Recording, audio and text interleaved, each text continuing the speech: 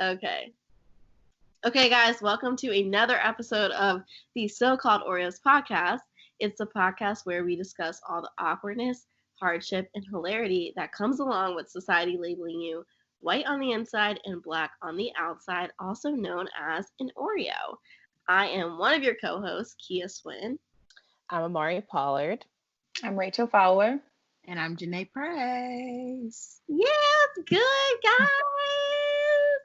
Okay, anything you guys want to highlight before we jump into the episode? Like about our lives or okay. Any updates? I'm officially this week I've been like a mess, like an emotional lady. So that's my update. No, there's no reason really. I deleted Hinge. Okay. So I was just like, what's the point? I feel like a lot of my friends have told me that they've deleted it. Because at this point, we're 2 months deep? Yeah. And you're not seeing anyone. You're still not seeing anyone for probably another 2 months. So it's just by the time you guys meet up, you'll be in a full ass relationship for a year already. Your anniversary. I'm not saying that coronavirus is some divine intervention, but I do find it interesting that my goal this year was to think about men less, and coronavirus happens, and now I ain't thinking about them. Okay. Look at that. If we go good years episode, I think mine was to not plan as much. No fucking plans, guys. Working. Okay. Yeah. Working. There has been serious silver linings with coronavirus. My credit score is finally at Look at that, bro. Yes. I got money in the bank. She's eliminated a lot of debt. So there's a silver lining for those of us who are fortunate enough to be able to, go home with our parents, save money, so. Yeah, now is a good time to work on your credit, yeah, save money, pay off your debt, like you said before. Now is a really good time to do that.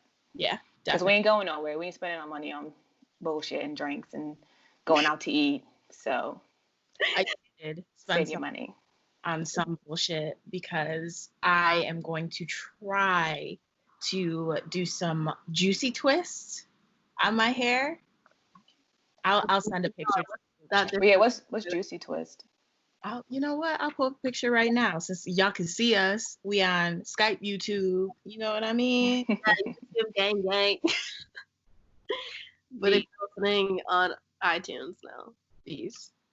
Oh, so you're gonna? Oh, wait! I can't see you, Janae, so I don't know what you're. Oh, I'll send it to the small. Yes. Okay, thank you. But there's supposed to be. Is it extensions? So it's like the regular hair stuff you would use for braids. Mm-hmm.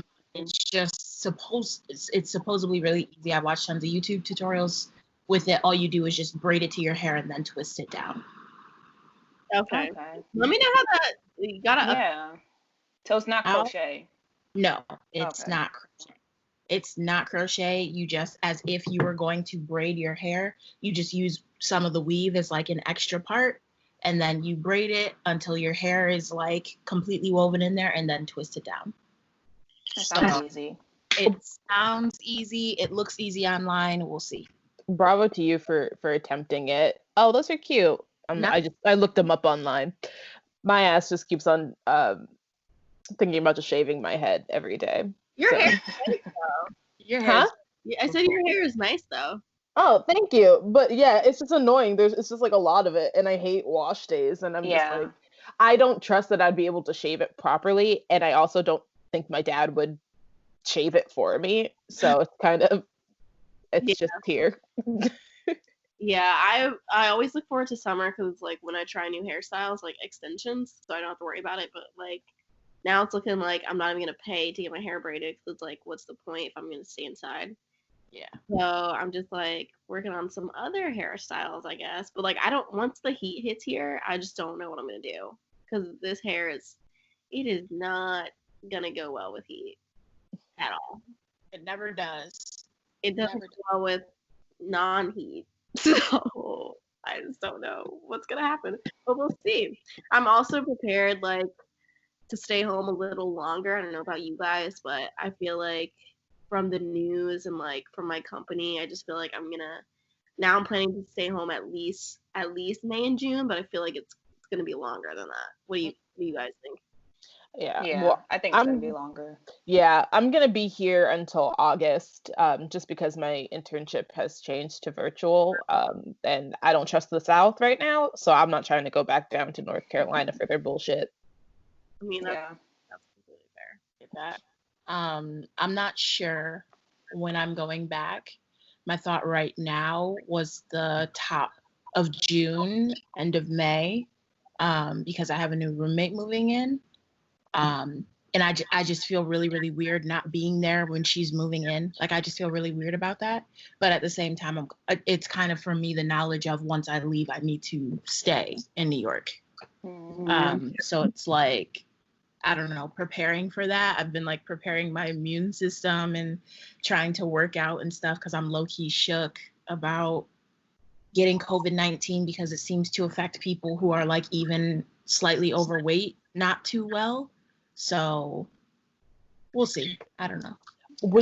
If you go down, would you drive down or would you fly down? Me and my parents have been talking about renting me a car. The only issue is that like my address where I live and where I get mail is different from the address on my license. And that was a problem when we were trying to rent a car from New York City, but we've been told that renting a car from Syracuse is a lot easier from renting a car from New York City, so there might not be as much red tape. So I really just have to look into it. Okay. Yeah. Okay, that's good.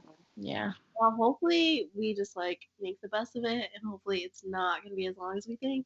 Hopefully. I'm hoping making the best of it, like you said.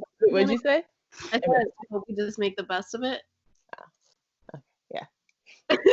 I read something the other day from the Washington Post that was saying that this is going to be a thing for 2 years. Shut up. No, seriously, because they said they said it's going to come in waves, and the next wave is likely to hit in late fall, winter, and it's going to be worse, and so it's going to come in like a series of waves over the next 2 years. For 2 years though? Yeah, they said from over like a period of 18 to 24 months. But okay, I'm confused because I thought the whole point of social distancing now was for us to prevent the wave, the future. It's just that was the point. No, it's not to prevent. Well, the problem also like the only way to prevent the future wave is if you're gonna social distance for like until winter time, but people are already reopening, so the next wave is going to come. And I think it also has to do with I don't know if it's like weather or something, if that like climate plays an impact or whatever, but it's supposedly going to be bad. I mean, period. It's no matter what's happening, people are going to die, and the numbers are going to get significantly worse. Yeah. Predicted to get worse in the wintertime. I think the issue is that we cannot stay closed forever because our economy and our country cannot handle it. And until we come with a vaccine, people are going to reopen. There are going to be more cases. People are going to be sick and spread this. So it's like we're getting the numbers now down so we can reopen so our economy can survive. We reopen. People are going to get sick again, and by winter, if we don't have a vaccine, we're going to be in the same predicament, if not worse. But we're not going to have a vaccine by winter because the vaccine itself takes like 12 months. Jesus, we need a vaccine. Come out like next year. Yeah. I'm really scared for winter because like the thing is like for me, I was like, you know what, I'm glad it happened in the spring because it's like we had just gotten over winter. We look forward to summer, and now it's like, okay, the situation still sucks regardless, but it's like we could take a walk outside. We can see sunlight. When it hits winter in this bitch, like it's about to be dark every day. It's going to be depressing. We're going to have winter depression. We got holiday season. It's just like, I don't know. That sounds awful. Like winter is already bad enough. Yeah, that's a good point. Yeah. And that's what a lot of people like on the West Coast in like Oregon and Seattle have been dealing with, because I was interviewing someone for an article who lives in Washington, and she was saying, it's really hard because on the nice days you have people that want to go outside, and so you just like have a big amount of people like outside, and she was just saying like depression has been a really big thing for a lot of people there. So yeah, when it's wintertime, that's gonna be hard for a lot of people. I was really hoping we would like really do what we got to do now, so we could like just have regular winter, but like double depression winter. It's just like, damn, I don't know. I guess I'm gonna have to be like prepared to do like a lot of like scrapbooking and indoor projects. Yes. Yeah, bro, until that vaccine comes out, like I don't think. They also said the vaccine's not gonna. They said by the time the vaccine comes out, there's the population that's going to already have had COVID or have been exposed to COVID is going to be high. So the vaccine necessarily won't do anything as like great as you would want it to at that point. Not to like bring you down, Janae. No, people need to know that. And if you have any questions on how to, stay positive during social distancing, check out that last episode. You know what I'm saying? Plug that shit. We covered it all on the So-Called Oreos podcast. So now I'm about to get into it with This Week in Black History. Unless you guys have anything else you want to say. Nah. Not unless you want me to depress you guys with more facts. Yeah, let's continue. Amari on her socials if y'all want to know what it is with COVID. I'm gonna pretend like I didn't hear anything she said. I keep it in the back of my mind. Okay, This Week in Black History, May 3rd, 1887, Edward Lewis had a problem with people trespassing on his property, especially poachers. Unfortunately, the only way to prevent people from coming onto his land would be to hide out on his property at all hours, day and night, and he solved this problem by developing a spring gun, also like kind of known as a shotgun, which he patented on May 3rd, 1887. I thought that was pretty cool because we created a gun because people were on our property, and I'm sure he doesn't get any credit because when I tried to look this guy up, there was like one link and it was like not even working. It said error. But I think it's important for us to know that we also created that. So when the NRA tries to be racist, just know we created a gun too. Okay, May 5th, 1969, Moneta Sleep became the first African American to win a Pulitzer Prize for his photograph of Mrs. Martin Luther King Jr. and her daughter at her husband's funeral. Then lastly, on May 6, 1886, inventor M.A. Cherry patented the tricycle. Nice. Yeah, just some Black history facts for you guys this week. Amari, what you got for Black professionals we love? Yes. So this week's Black professionals we love shout out goes to the Real Housewives of Atlanta cast. I know. I know reality television isn't necessarily considered the upper crust of TV, but it has been one of the things that has kept me going during this time. And I'm really excited to see that they're going to do the reunion this season because when the corona hit, I was talking to my sister and I was like, I hope they do this shit over Zoom. I hope they do it. And they're doing it. It's going to be 3 parts. It's going to air on May 10th, 17th, and 24th. The premiere just released yesterday, so if you want to check it out, it looks like it's gonna get hot and heavy. They're yelling at each other virtually. They're glammed up. People are throwing their devices. Like, if you want to not think, watch this show. So yeah, I love the Real Housewives, and I love all of them. I did not know you watched the Real Housewives. Yes, I there was one. A lot of people don't know that I am obsessed with pop culture and like celebrity news. And when I was younger, one of my goals was to be an E! News host. So I used to like religiously watch every reality TV show on VH1, E! News, and Bravo. So I mean, I've definitely had to cut shows, but Real Housewives of Atlanta is the OG for me. That is so fun. Do you watch the other Real Housewives? I watch only Atlanta, and then I watch Beverly Hills. And they just got their first Black castmate, Garcelle, this season, so that's interesting. And then I watch like some of the spinoffs, Wow, I literally am shocked. I had no idea you watched Real Housewives. Yeah, I mean, it literally is like one of the things that helps me not think, and my brain is literally always going a mile a minute, even not when it's Corona times. So one of my best friends is like a psycho Bravo person, and it's funny because like she just started working at NBC like not too long ago, so she's like really excited. She needs to get close to Bravo Andy. Yeah, if he listens. Yeah. Andy. They sent out an email like, oh, there's a 30-minute Q&A with Andy Cohen that you guys can sign up for. So now she signed up for it, and she's gonna like be like Skyping with Andy Cohen and like a couple of other people. Dream. Wow. I'm helping her like ask him questions because she's like, what do I ask him? I'm like, I said, what did I say? It was like, out of all the Real Housewives, who would you want to quarantine with? Oh, that's a good question. I bet you he would say like Lisa Rinna or something because she'd be fun. So do you listen to the Bitch Bible podcast? I've never heard of that. It's just, you might not like her, but I love her. But she's like this. She's kind of like an annoying white girl, but she like grew up in Calabasas, and she like lives in Calabasas, and like we're like so different. And she talks about the Real Housewives and all that stuff, but I just think she's so funny, and like the stuff she says is like what I would say, but like we're like completely opposite. It's really interesting. If you like the Real Housewives, like she like has them on her show, and like Vanderpump Rules and all those people. So I watched something similar to that, but it's with a black gay man who's on E! News. He's an E! News host, but he used to be the nanny for Kyle Richards, who is a Beverly Hills housewife, and I love him. He's funny. I think his name's Justin. Not his last name, but he's famous enough to me where I just refer to him as Justin. Wait, so this girl, she just started being an E! News host, I think on the digital team. So they might, if he's on digital, they might be like have a show together. Okay, yeah, I'm obsessed with like, it's just,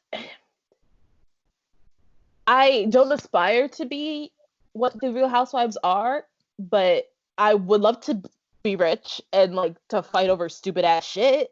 But I do commend the Real Housewives who have been able to turn their time on the show into like a lucrative extension of their careers. So you have like this one on Beverly Hills, Erica Jane, who was like a singer and dancer before then. She was really popular on like the gay club scene, who then like relayed that into a Broadway performance for Chicago as Roxy Hart. Like, oh yes, I've seen her on this. Like you have to commend the way that these women have been able to really use the platform. So it's not cool. Yeah, like honestly, if you want to learn about entrepreneurship, watch Real Housewives because these women are on some other shit. No, I just come out with a song. Right. Wait, what'd you say, Janae? Didn't Nene Leakes just come out with a song? She did just come out with a song. Yes. Nene's not my favorite, so I don't really support her. But I say look at Candy because Candy Burruss and her whole team is like, she's always working. Yeah, Nene was like throwing shots at Candy for being the #1 paid. I'm like, Candy's been on this ride since she was a teenager. You can't. The hustle is real. She wrote No Scrubs or something like that. Wrote No Scrubs. Mm-hmm. Yeah. I know a little bit about them. Yeah, it is impressive. I mean, like, take whatever platform you can. You know, guys. Well, I learned something new. And after a year of doing So-Called Oreos, guys, it's our anniversary episode. It's our anniversary. Turn up. Yes, guys, this is 1 year of the So-Called Oreos podcast. And so this episode, we're just gonna, have a little like fun reunion show, like say some background stuff, give our favorite episodes, talk about kind things about each other. It's just gonna be good stuff, guys. Okay. Then we're gonna read some like audience responses, and it's gonna be a fun episode. So the first thing we want to discuss is how the So-Called Oreos was born. Does anyone want to go into that? I honestly, there are gaps in my memory, so I'll go from what I know, and then you guys can just like fill in, because honestly, I have a terrible memory. I know that for me, the idea of podcasting, me and Kiyah, as we've mentioned before, worked together. And she and I talked a lot about creating our own content and stuff like that, because our company just, doesn't always put it together for the colors. And this spun out into a conversation with some editors on my team where we had talked about, sharing stories from women of color, and stuff like that. But that fell apart because my company was basically like, we don't have funding for those kind of things. And then it came out with a LGBT focused podcast a month later. Just want to say that. Yeah. So, I'm sorry about that. My mom's texting me. So, after that, I think I brought the idea to you guys, and I was basically like, let's start a podcast. Yeah. That sounds That's right. how I remember it. Yeah. I think that's pretty much it. Yeah, I know we've been trying, like you said, Janae, like, for me, it was like, I did radio for 4 years in college. It was like a huge part of my life. It was like a huge part of why I did like media and like my internships. And I'd wanted to do something after graduation, but like after graduation, you're like lost. You're like, your mind is, I was adapting to the real world. So I didn't like have time to like put into a project, and I didn't want it to be like a half-ass project. Like I really wanted to put my all in the project. And yeah, I was thinking of stuff for like the company we worked for, and I was like, we should pitch this to them. We did, so I'm proud of us for like trying to pitch it, and they basically said no. But I'm glad we did it anyway, because like I think this, like, Janae, when you talked to Amari and Rachel, I think that was like a week or two before I got laid off, but it was like a good timing, because you were like, I remember like walking to the subway like that day, and I was like crying, and you were like walking with me, and then you were like, but like I talked to Rachel and Mari, like we're gonna get the podcast going. I was like, this bitch is crazy. I'm not thinking about the podcast. I'm glad that you did it, because it was like really good timing. Like it was like that all happened like February, March, and then like April is when like I started my new job, and then like we had recorded the podcast, and like at this time now. So it was good that you like I don't think you knew this, but like you were pushing me to do it, because I was really about to be like, bruh, I'm done with media, I'm done with everything. But it was like a good timing. Like you were like, no, let's really do it, and then we did. Yeah. Wow, it's my first time hearing this story. Wow. I knew. It was like a weird fog moment for me. Like yeah, I didn't even think about the timing of when it probably happened for you, Kiyah. It was good, because it was like, okay, like whatever happened, like we're gonna keep pushing forward, like we're gonna keep doing it. So I'm glad it happened. Sorry. No. My thought there was just like silver lining, because we're walking to the train and you're like crying, and I know that like this is tough, because although we were both like, screw that company, man, forget them, it's still like you get laid off, like you don't have control of the way that you leave a company where you spent so much time. So I'm talking to you and I'm like, positive things. Yeah. No, it was good. I'll like never forget that day. Of course I'll never forget the day, but there was a lot going on.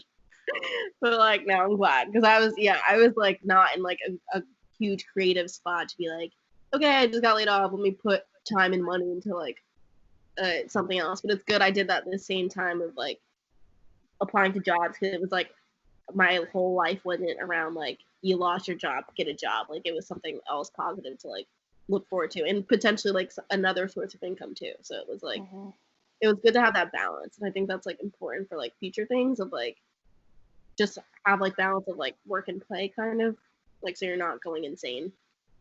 But do you guys remember our first conversation about what we wanted to do? I can't remember that at all. I remember it was over the phone. Yeah, it was over the phone, and I remember it more so being like, for whatever reason in my head, I always thought the idea was to focus on the, kind of the idea of being an Oreo and like being that label on it. So for me, the only thing I remember at the brainstorming was trying to come up with the name of the podcast. That's the only part I really remember, honestly. Yeah, I think it was just like we all realized we had similar experiences of like kind of like growing up and feeling different and like a large part of that is like our environment. I'd always knew like, for me it was like watching Awkward Black Girl really like Issa Rae like changed my life. Like I was watching it in my white high school with like my 2 other Black friends, and we would just watch the show, and like it was just so relatable. And then my cousin was like, you know, you should really think about what makes you different. And I was like having a hard time because I was like, I just feel like there's so much like, you know, typical like Black content. Like I was like, how can I really like take it, like what makes it different? Like I just didn't want it to be like, okay, another Black show about Black topic. Like I just didn't want it to be like a typical like entertainment, I don't know, and like a shade room thing. And I was like, well, I don't really know. And then I just thought about like, you know, like what made me different like my whole life growing up, and it was like a lot of people can relate to that. So it's just like, yeah. I also remember when, before we started the podcast, Janae, I don't know if we were talking with Amari too, but we were talking about starting our own communications company, and like, we were basically like working for our own, because we were just tired of like the bullshit of every day like 9 to 5. And then like a couple of weeks later, Janae told us about Kiyah and how they had a podcast that they wanted to start, and I was like, yeah, let's just jump on it, let's start it, you know, let's talk about our opinions and our experiences. So yeah, I remember that. I did not know about communication. Yeah, we were. Yeah. I had notes in my Google Docs about like the idea of like a Black media company specifically focused on representing Black talent, but also like working. Like we had said, like Janae would focus on like, I think we said like TV and stuff, and then like Rachel and I would really like work on like the writing portion, because that's like where we like feel like we thrive, and just. Yeah, I remember brainstorming about that. And then you're right, Rachel. Then Janae came to us about the podcast. Thank you for learning so much on this episode, y'all. I still think we should do the Black media company. Same. It's like a communications, like a whole like Black communications thing. I'm still on it, because for me, the idea came one day after work where I had realized that like, there was this one girl who trained me, and she was so smart, so talented, but a terrible person. Like, I mean, she was just a straight up bully. Like, she was just such a bully. And then on one hand, you have her, who she's not being treated right herself, but she's also a terrible, terrible person. And then my boss, who's like completely incompetent. And it's just like, I'm like, I can't do this. I remember it was one day, I was walking through Williamsburg. I was like walking to my car. This was back when I had a car. So, you know, this was a while ago. And I was just like about to cry walking. And I was just like, this is so stupid. I can't do this. I need to have my own thing, because no matter how I try at this company, things just aren't working for me. And then I just started thinking. And then I think one day, because me, Amari, and Rachel, and even me and Kiyah have always had these great conversations about the things that we want to do, about our culture, about just being Black in America, period, and also being a young Black professional who is a woman also. So like we always just had those conversations, and I was just kind of like, let's do something, y'all. Let's do something. Well, Janae, I know you wanted to talk about the photo shoot and your birthday party, so I'm gonna let you take that. Oh yeah, because I thought it would be cute to talk about like our first perceptions of each other.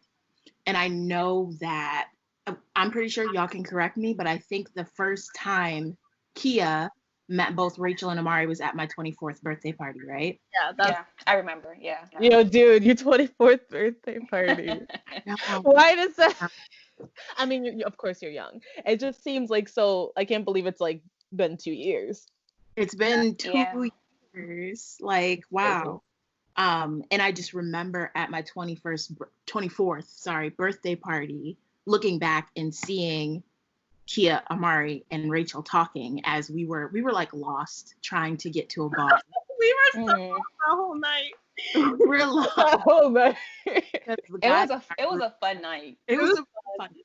It was. It was a really fun night. And it was cold as fuck. Sorry, go ahead. It was January. It was January. We were bar hopping in January, but go ahead. We're bar hopping in January. My friend Alexis, her birthday is a few days after mine. So we did, and she was my roommate at the time. So we did like a joint birthday celebration with like all of our friends turn up fun time. The guys in our group, Jelani tried so hard, but he was like, I know where the bar is. I know where. Never follow this man.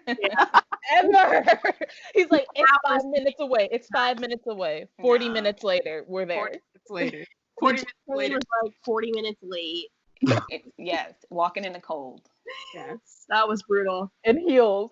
Yes. But I just remember looking back and seeing you three talking, and I was like, that's nice. I'm happy because y'all know how I be. I'm one of those people. I'm a connector. So when I have friends, you're most likely going to know all of my other friends because I don't know. I just like people to meet. So I saw those three talking, and I was just like, that's great. That's nice. And then fast forward time, podcast plans start coming, and then we were like, well, we need photos. We had our first little photo shoot together, and I remember we just like sat down and we were talking about everything we want to do, everything we want this to be. It was a little awkward taking photos at first, but then we were like eventually like, all right, this is fine. And it was just, I don't know, it was just a cute together moment that we've had together. And I know we're all in different places, but I definitely want to do that again.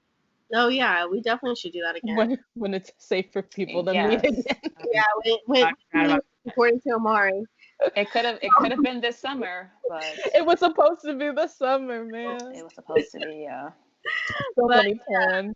I remember that your birthday because I didn't really know anyone because like I met you through work, so like I didn't know any of your friends, but I was like, yeah, cool. Like I'll go out. Like it's my friend's birthday. I was like, I'm excited to meet people. I think I met Jelani maybe before or something, but I remember like Amari was the first one I met because she was like, has anyone told you look like Amanda Stanford? I did say that. I was like, interesting. That's nice. Actually, no one has. You just look like Amanda.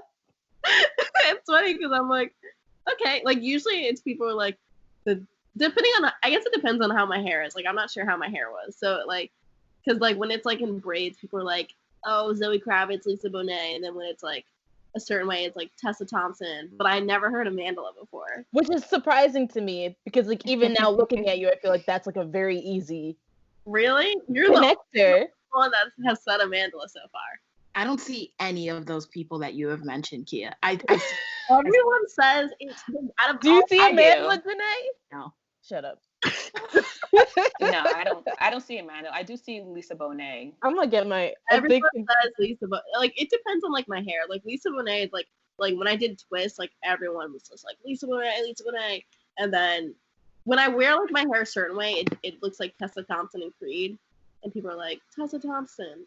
That's the one I get the most, actually, is Tessa Thompson. I was really confident in saying that because I never tell anyone who I think they look like, because I'm like, that's just setting yourself up to offend someone. So I never say it. And I was so confident.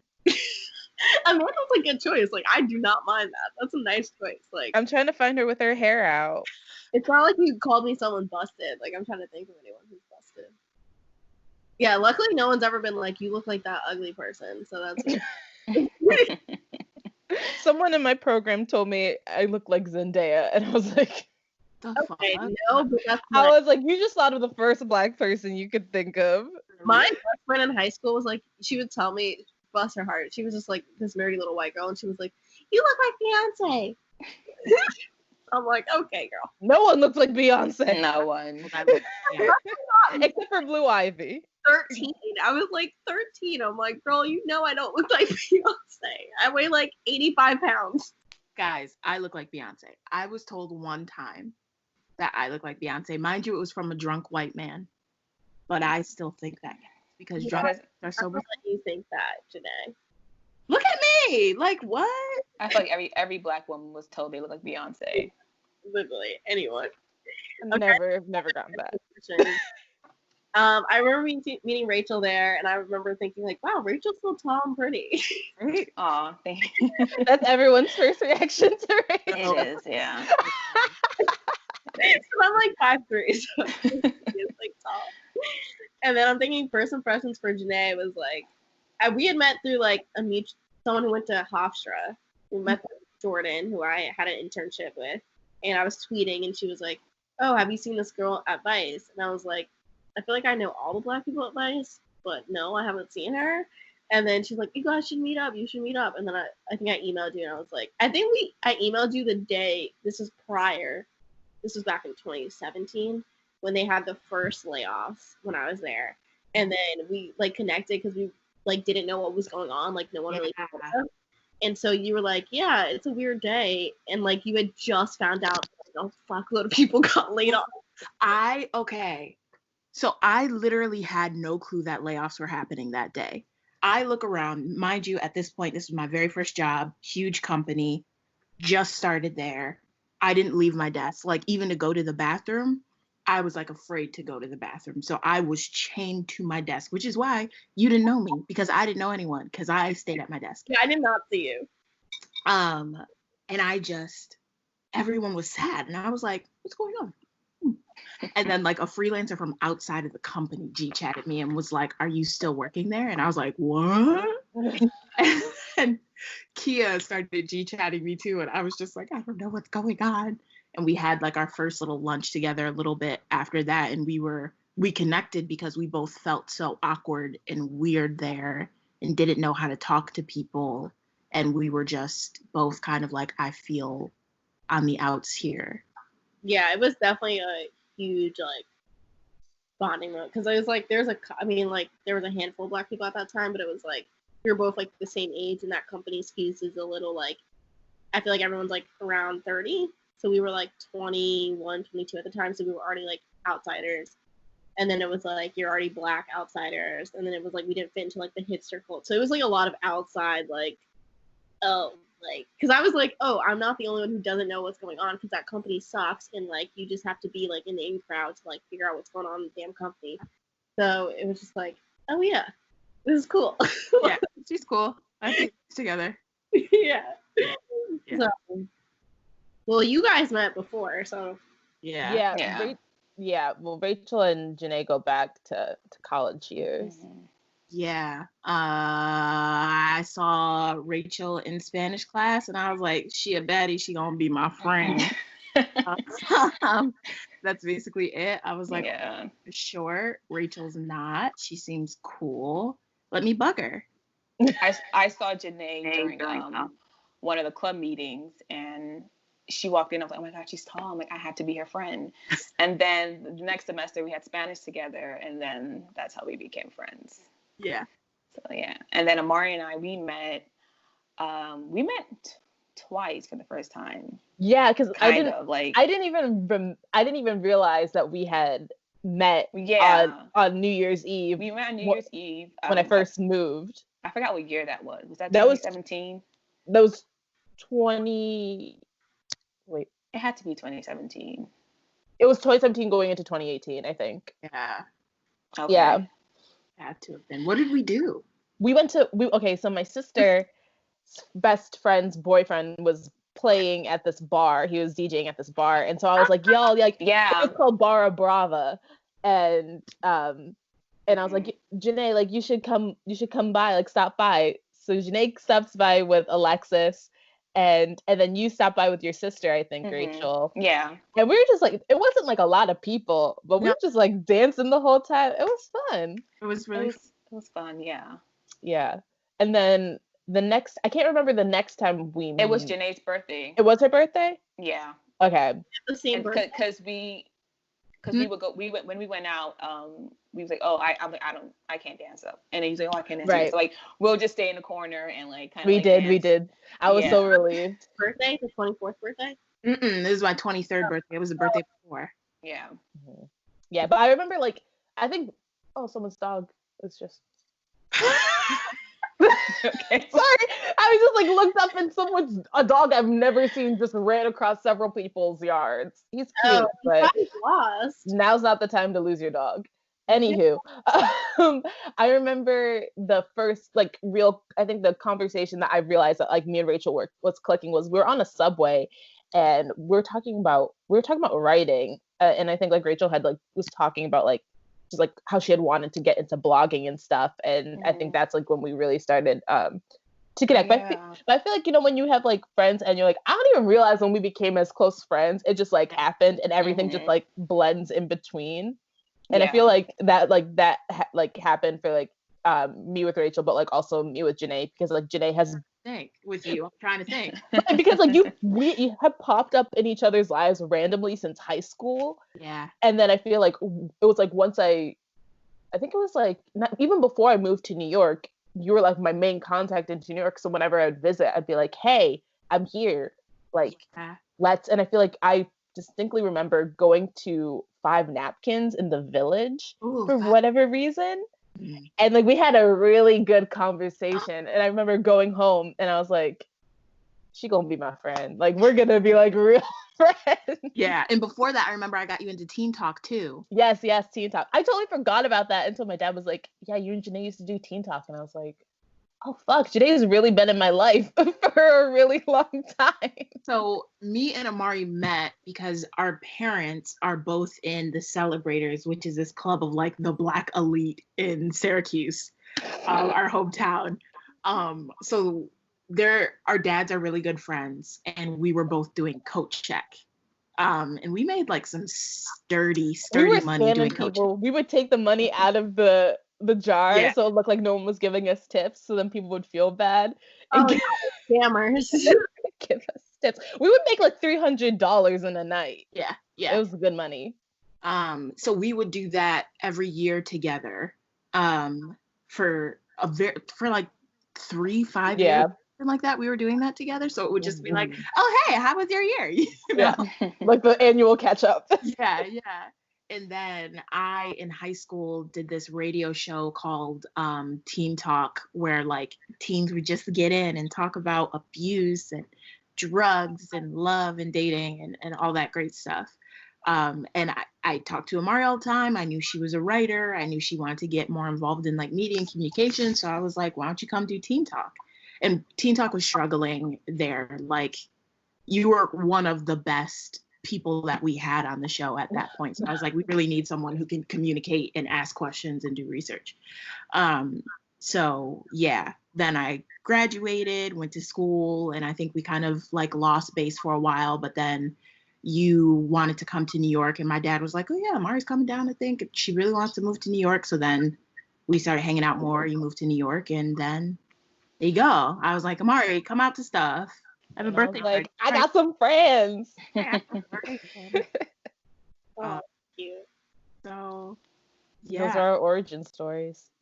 Wow. Reminiscing. Wait, I don't know what you guys thought about me. Oh, well, didn't we talk? I thought we.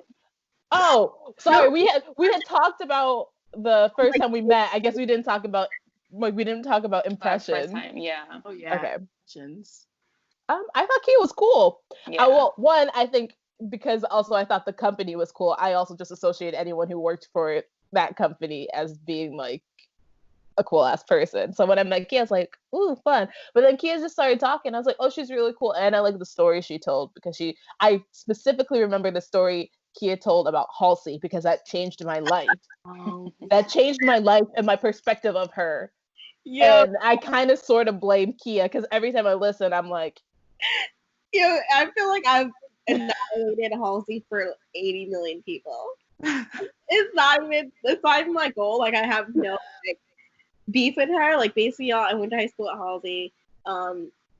Like, we grew up in the same high school. The only reason I have an issue with her, because I really like her music and I do want to support her, and I do support her. The only reason I have an issue is because she like has this whole persona of like, I'm a struggling Black woman, and that's just not the real life of how she was perceived in high school. It just wasn't. And like it's like offensive to me, because it's like, I know what it's like to be Black in an all white high school, and like, you only talk to white people, you look white, and you have that privilege. So it's just like, for me, it's just like, don't take someone's story and like try to profit on it. That's like that's the only thing. But like, I like your music, but yeah, you're not the first person that's gonna like, Kiyah, you ruined your yeah. I was like, oh, Kiyah went to school with Halsey, and she's like, let me tell you. And I was like, what? So then, I mean, anytime after that, Halsey started like, you know, like I think there was one story for Rolling Stone that she wrote, and she was talking about how men were really they were off put by her, like the color of her areolas and her nipple, because it's brown. And I'm like, see, she says things that you just, and like that was like her form of like receiving discrimination. And I was like, someone would have to get you naked Yeah. to realize that also, like, there are white women with brown nipples.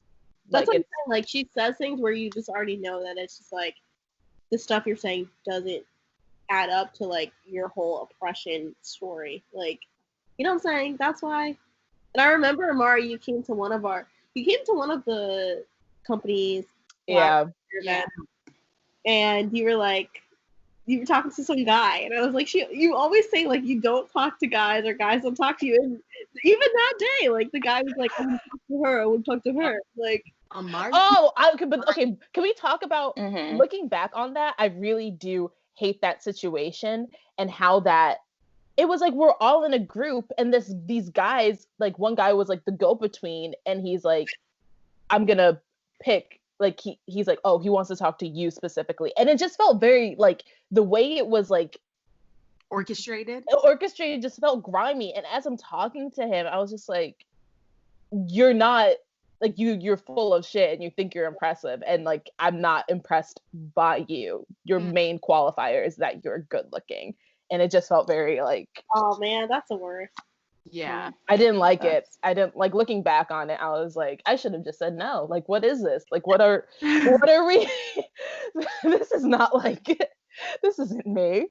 I will say that every time we go out, Amari averages one Caribbean man that will apparate out of nowhere and want to dance with her every single solitary time.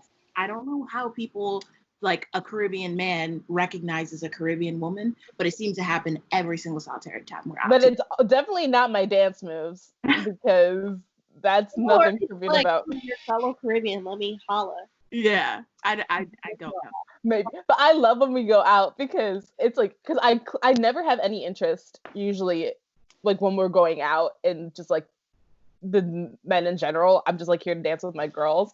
And I remember we went to Cinco de Mayo, and there was some guy that was really trying to hit at me hard, and Janae's like, no, we're leaving. And I was like, I love you. Wait, stop. Oh, you did it. You want. No, I wanted. Yeah, because I don't know how to, like. I'm too like. And we were really drunk. And I'm nice, and I like give too many people my number and then regret it. And it was just like, you know, when you need that friend who can recognize that you don't want to talk to this person and will step up for you. And that was just like Janae in that moment. And I was like, thank God. Mm-hmm. Yeah, no, for sure. We're always there. Yeah, literally. I mean, it's harder though too. Though it's hard. I feel like sometimes it's harder with, like. When it comes, like, for me, at least with Janae and Rachel, because I'm like, I can't, like, I can't step up and, like, I'm like, these are also two women who I feel like are strong and can, like, hold their own, even though I know, like, that's not, you know, like, you will always need backup. But sometimes, like, people just come up to Rachel and she'll be like, yeah, no. And then Janae's like, and I'm like, y'all don't need me. Rachel is always that friend for me. Rachel has, every time it's happened, I've been like, wow, Rachel will legit kill someone for me. Like, I will never forget, we were out and I was drunk. And I think when I get tipsy, I get very, like, slow to respond to things that are happening. Mm-hmm. So this foreign guy is, like, talking to me in my ear. And I think he was, like, grabbing me a little bit. I was laughing because of his accent. Like, I was dying laughing. I wasn't even. I think that was rude. Janae, right? I know it's rude. I know. And I think he was, like, grabbing me a little bit too ridiculously. Out of nowhere, Rachel steps up and just pushes him aside. She's like, Was this at Hudson Terrace? Yes, this was at Hudson. Yeah, I knew you weren't laughing at what he was saying, because, like, I'm like, this is not a guy that Janae would even go for, first of all. And second of all, he was really close and aggressive, and I'm like, nah, I don't like him. I was just like, this is so funny right now. Like, yeah.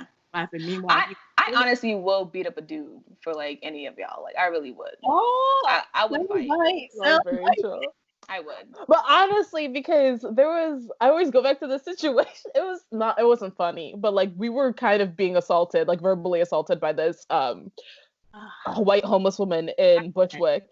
And it was Rachel and our friend Alexis who were like they were not dealing with that shit. And it's just because like Alexis is shorter, but Alexis, you don't want to fight Alexis because she can hold her out. And then you have Rachel and they're like, no. I'm like, yo, we gotta protect because I was a little tipsy, annoyed, and I was hungry and I wanted to go home. And then this lady comes and then I'm just like, no, she's not going to ruin our night. No. Mm-hmm. We just wanted some damn tacos. Yeah, we just wanted some tacos. I do want to talk about Kiyah real quick. Yeah. My first impression of Kiyah, like, I thought she was so sweet and nice to be, which she is sweet. Yeah, I thought the same thing. Like, she's so nice. Get on a roll. Like, when you get Kiyah hyped up about something. Yo, I'm a fire sign, bro. Kiyah will just, and especially if, like, she doesn't agree with something, I'll never forget. I'm crazy. There was a security guard who at our job is ratchet in the ghetto. So they had like this from prison to like professional program or whatever. So they would hire some people that were, you know, in the prison system and hire them as security guards or dishwashers or and stuff like that to really help them get on their feet. Like a fantastic, and not everyone in that program is a security guard or a dishwasher for the company, but they did that too.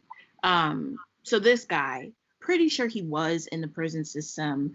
He was just really misogynistic. He was very, very large and intimidating. And on top of that, he's like literally looking at women as they come in and like, how you doing? This is work, guys. This is work. This is work.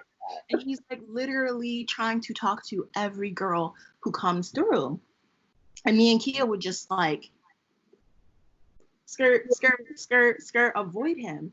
And one day we were just like at lunch, and I think, you know, other coloreds saw other coloreds eating, and next thing you know, there's a group of us just cutting up in the lobby. And I think this guy looks at Kiyah and he's like, you look like you date white guys. And Kiyah just looks at him and she's like, what the fuck is wrong with you? And I was like, because like you don't know me, like saying it's just like that's like you don't know anything about me. And then he was like, oh, I just know you're not from the hood. And I was like, first, I don't know you, and also like that.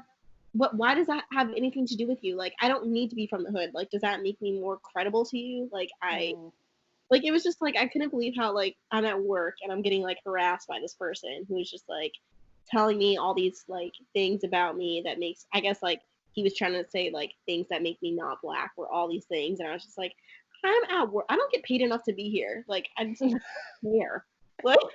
Like one, I'm not paid enough to be here. Two, I'm not paid enough to deal with this shit. And on top of it, this company doesn't pay me enough to even engage in this conversation. Like, but like, yeah, it's so funny because I feel like that's everyone's first impression of me is like, Kiyah's really sweet, but when she like feels passionate about something, she will go off, and it's like, yeah, that's pretty true. Like, I will be pretty calm, but then it's like, I feel like there's just like intense levels. So it's like if I feel really strongly about something, like, I just feel really strongly about it. There's just like no in between. And I'm working better, guys, on expressing myself and not as intense. Because I'm like, okay, I am a little intense. Like, that's my fire sign. I need to like pull it back a little bit. But yeah, that's the thing. Once you have your first conversation with Kiyah and you're like, oh my God, she's so chill. She's so nice. Yeah, she's so cool. She's so sweet. Passionate about something and you're like, but that's also a good thing. Wow, yeah, that's also a good thing. Speak up for you know, if you feel passionate about something, speak up. Like, I wanted to be a lawyer when I was young. Like, actually I want to be a judge, so like I've always been like into like politics and like the arguing and like stuff like that. Like, I've loved it. You and I were constantly having healthy arguments over like G-chat and in conversation. Like we were constantly like going head to head on thoughts and opinions on things. Yeah. Like, in a malicious way, always in a, this is your opinion, this is my opinion. Let's talk it out. I love that too, because it's like you can't really do that with a lot of people. I feel like people are so quick to be like offended or like, I don't want to fight. And it's like, it's not a fight. I want to hear your side. I want to hear like, yeah, like you said, like we would do that every day. Like every day would be like, okay, we're going to talk about this. It's like, it's still all love. Like, we're not going to get like butt hurt. You know, it's like, it is what it is. Like, you know what I'm saying? And always, especially with guy stuff, Kiyah, you always held me accountable and challenged me with guy stuff. And I think I do the same with you when we're talking about things that happen with guys, and Kiyah will be like, but don't you think that you're like letting stuff slide, or don't you think you're being too negative here, stuff like that. So I've always appreciated that. Mucho much. Thanks. Yeah, I think it's easier to do that when it's like when you're not in the situation. Yeah. Like, it's easy to be like, oh, this guy is this way, and then it's like when you hear from your friend's side of you, it's like, oh wait, but that's actually wrong. You should be like holding them accountable or like expecting more, and like we don't always think that. So it's like, it's healthy to like keep talking about things with your friends, because like you'll have some like breakthroughs where you're like, damn, I've been doing this for like 5 years, I should probably change. Yeah. Mm-hmm. That was a big thing that I think I've learned like this past year of like, if I would hate it if someone was treating my friend that way, then why would I let someone treat me that way? Yeah, that's a good way to look at it too. Yeah. You wouldn't, like, if your friend was telling you the stuff, you would not be happy about it, so you shouldn't be happy about it for yourself. Yeah.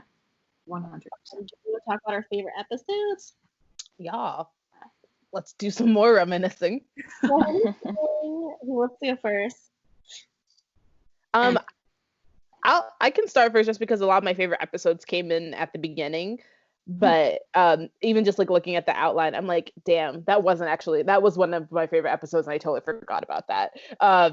So I loved our first episode just because I think it was just a nice introduction into what was going to come. And I feel like a lot of our episodes in the beginning and the topics were just things I was already passionate about. So I just like dove into them. So I liked when we talked about You Talk So White. Loved interracial dating. I think that was like one of the more emotionally draining and intense ones for me. I feel like that was when we recorded in that basement, right? Yes.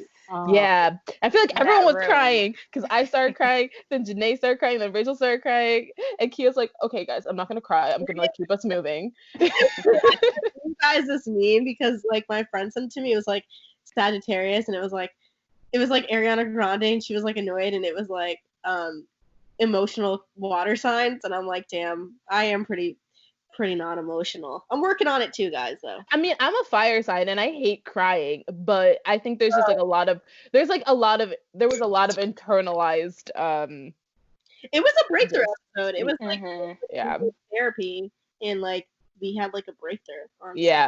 And I think the same was You're Pretty for a Black Girl. That was a lot. I think a lot of the episodes like force you to like think about things that you may have forgotten from like your past, and it just like digs it back up, and when you forgot it was said to like you forgot how much power it still has over you. I tried to do like top 3, but I think like the first episode, I think I went back when I was doing the trailer, and I was like, wow, we like sound so good together. It's just like it was like a good first like bam, this is what the episode's about. Like, it was a good introductory episode. And then the interracial dating one, I mean, I obviously love that topic too, but like that one actually is still one of our highest like ones on like, I feel like on every platform when I look at the stats, like that one tends to be like one of the top 5 like consistently on like YouTube and SoundCloud. It's like people really like that one, so we should, I don't know how we will do it again, but like I think people just like when we talk about dating, because I feel like we always have shit to say. Yeah, that is a very strong response. Like, people do like to hear about the dating. For me, like on top of those 2 that you just said, I think my all-time favorite has to be like the interview with Janae's sister, because that was like so funny, guys. I was like legit crying. Like, you were. Like, I was dying. Like, I did not know Janae's sister was that funny. Like, it was just great because I feel like just like she was so funny, but it was like such an important intense, and like I feel really strongly about education, so I love that. But I love how it was like a very educational topic, but it was also funny, and I just love like that mix of like you're getting information, but you're also laughing. So that was like my all-time favorite. And then I also love the platonic soulmate ones we just did like not too long ago. I love that one because, like you said, with Breakthrough, like there's a lot of things where like even going through that outline, I was like, oh yeah, this is my platonic soulmate, and this is, how to look about soulmates, and this is how I really feel about this topic. And I think the conversation was just good. And lastly, if I had to pick one, obviously New Year's resolutions, because you guys know I'm crazy and I love just giving people ways to like plan shit. I still think my chest just got tight when you said it. When I was writing this, I was like guessing your guys' favorite episode, and I thought Amari's would be the double conscious one. Mm-hmm. I totally forgot about that. I just stuck with I just remember really like loving our particularly our, even though all of our conversations are great, I just remember loving the ones in the beginning. So I think I just like went through all the the first season episodes. That one also is another one with interracial dating that does like particularly well. When I looked at the stats, that one kind of like comes out like it has higher numbers than the other episodes around it, so people also like that one too. Well, my top three, the same as one of the episodes that Mari picked, was You're Pretty for a Black Girl. I like how we had conversations about what we went through growing up. You're Black and Introverted, because I'm Black and introverted. She is. And so you have Black Amazing Friends. That was a good episode. Yeah, that was a great episode. I obviously guessed the Black Introverted for Rachel. But that one's also one of my, I just said everyone's my favorite, but shit, I love all of them. But that one I do really love because reading that article and like hearing your experience about like work and stuff, like I never, like it just, things just like clicked to me, like how you were like, yeah, like this Asian girl on my team, we do the same thing and y'all talk to her differently than the like, yeah. I'm not like, I'm introverted at work, like we said, but like I had like something similar and I didn't realize that was like, it was wrong for them to kind of like treat us differently, because I was just like, okay, I guess I just have to work harder, but it's like, no, that was wrong. Like we do the same job. I have a like higher like a better resume than this girl, and like you're just giving her like a promotion because like she talks about dumb shit with you, like it's like, because I don't want to talk to you, like yeah, it's like clicked in that episode where I was like, oh damn, this is like an issue. Yeah, and I feel like no matter what space, whether I stay at my current job or go to like another job, I'm always gonna have like these experiences because they just view Black women as being loud and outspoken and, you know, like the life of the party and entertaining. And so I know that now, so I know how to like carry myself and to what to look forward to and how to like maneuver in those types of situations. So yeah, that was a great one. Today, what was yours? Kiyah, can you guess mine? Ooh. Wait, hold on. Music. Janae, one of Janae's music. I feel like Janae's, why do I feel like, okay, music is a good one. I feel like Janae's might be traveling.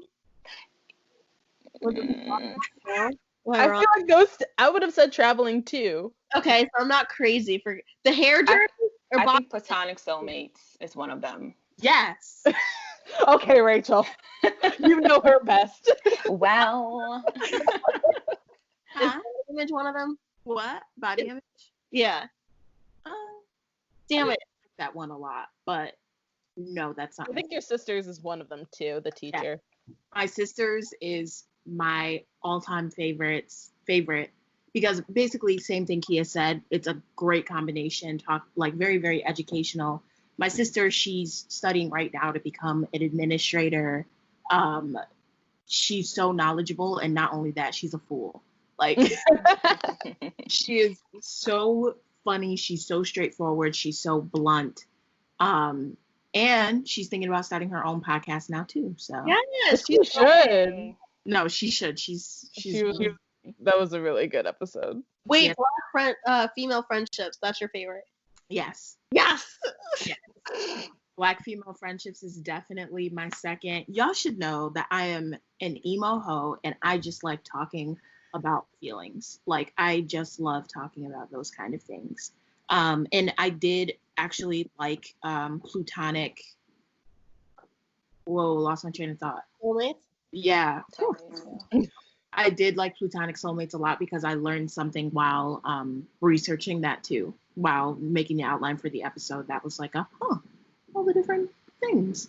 So yeah, those are my 3 favorite episodes. And Body Image is definitely an honorable mention for me, because body image has always been something I've been very interested in. So yeah, because I feel like when I was going through the list, I could tell like I was looking at like who kind of like brought up the conversation for each episode. So like Rachel was like Black and introverted, Janae was the body image, and like Amari was the double consciousness. So I was like, I feel like they're gonna say these, but you guys caught me off guard, learning something new. Okay, big moments that made the podcast feel more real. Janae, do you want to start? Yeah. For me, a big moment, because, for our listeners out there, it's weird putting yourself out there in this way and then thinking people actually like listen to you, people that you don't know. Because for me, it's always a thought of, it's probably just my mama and daddy, maybe my brother and sister occasionally, and like that's it. And then one of my cousins who like we're cool, he's great, fantastic, but it's like my male cousin cornered me at like a family celebration and was like, I really like your podcast. And I was like, oh wow, that's crazy. It just seemed like something that was kind of out of his purview to even engage with. And then knowing that he listened to it and liked it was like, wow. And then another one of my coworkers was also like, I'm a huge fan of the podcast. I listen to you guys. You guys are so cool. I want to meet the girls one day. And I was like, oh, wow. Those are my two little moments of realizing that like, this is actually a thing that we're doing that might grow legs one day, Oh, that's cute. Yeah. I have two little moments too. So I think one was when I think I announced on Instagram that I was leaving the city to go to grad school, and I remember several people inboxing me, and their first question was, "What's going to happen to the podcast?" Oh. And they were all like, they were all like my white friends, and I was like, okay. I was like, don't worry, we'll still be doing it. And that just like, I do the podcast with obviously Black women in the forefront of my mind, but with the hope that, other people from different cultures are listening and enjoying it. And that was just like a nice affirmation.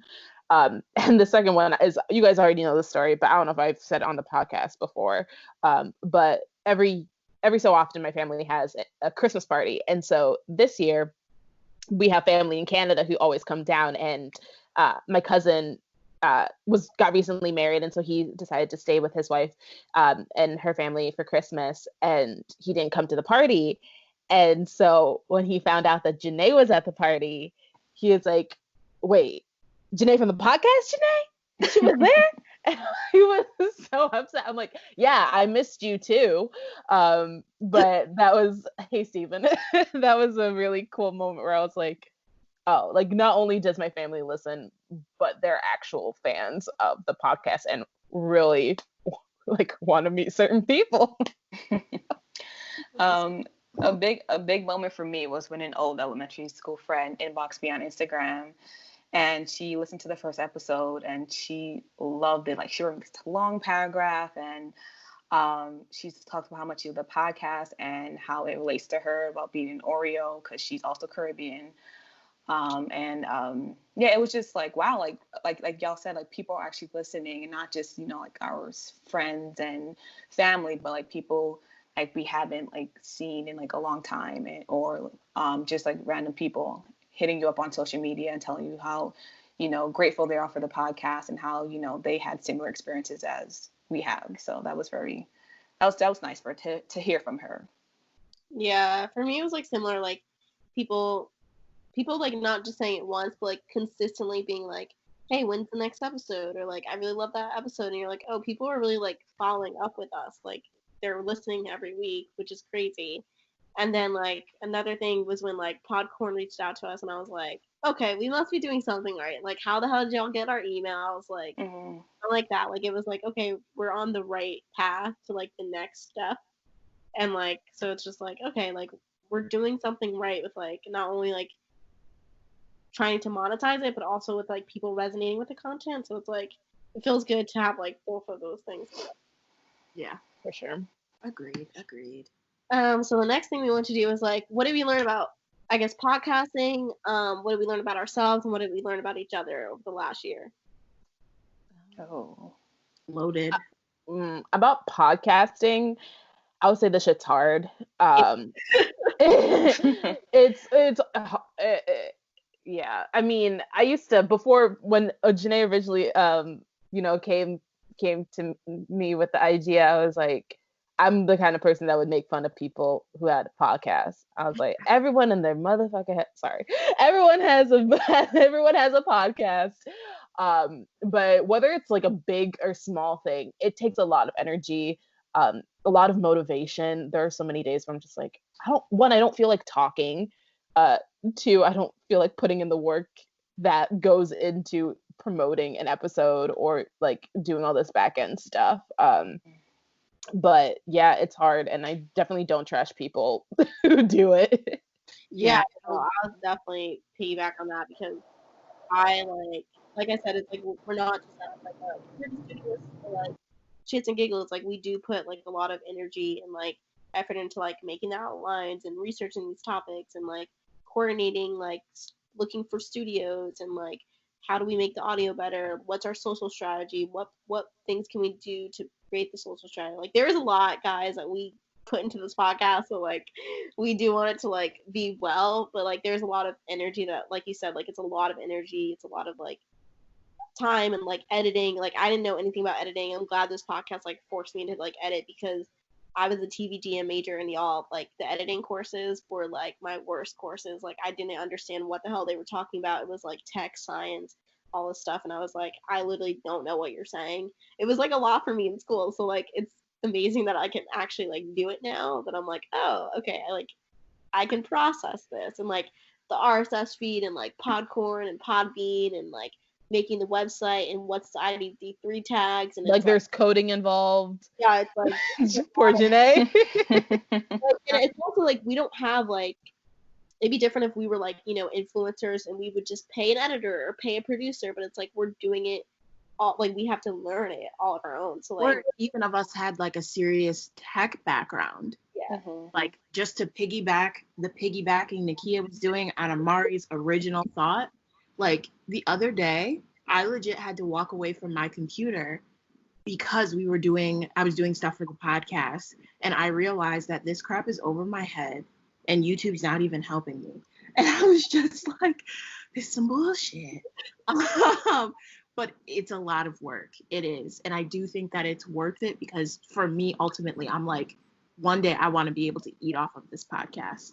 I no longer know where I fit in the journalism world. Like, I'm not sure anymore, but I know that this podcast is something that fulfills me and brings me happiness. So I'm just kind of like, all right, this is hard, but they say anything worth it is hard.